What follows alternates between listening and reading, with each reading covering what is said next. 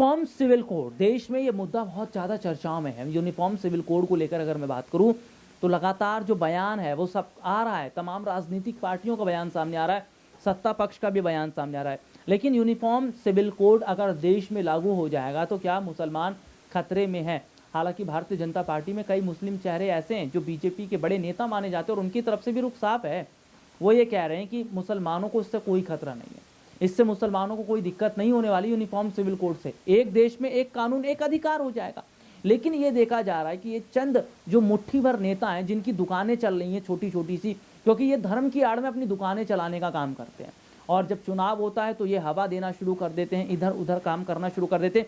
लेकिन सबसे बड़ी बात यह है कि जो जनता है वो सवाल खड़ा नहीं कर रही है, ये मुट्ठी भर नेता सवाल खड़ा कर रहे हैं। इन्हें तकलीफें हो रही हैं, क्यों? क्योंकि इनकी दुकानें बंद हो रही हैं। और यही तो कहा जा रहा है देश के प्रधानमंत्री नरेंद्र मोदी की तरफ से कि अफवाहों पर ध्यान ना दें, क्योंकि राहुल गांधी ने तो कहा नफरत के बाजार में मोहब्बत की दुकान खोलने आए।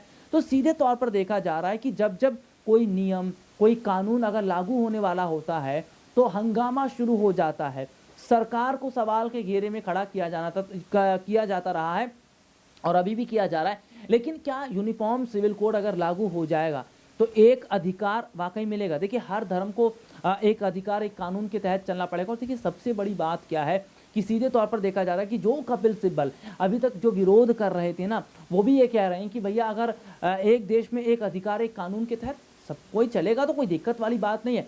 लेकिन कपिल सिब्बल का जो बयान है ना, वो कभी कभी पलटता रहता है, कभी कुछ कहते हैं कभी कुछ कहते हैं।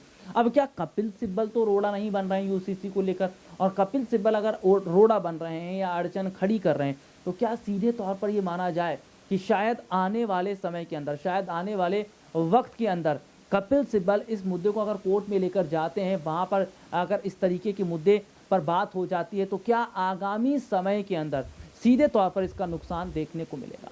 आज के लिए इतना ही, आपसे फिर दोबारा मुलाकात होगी, तब तक ले जा दीजिए, नमस्कार।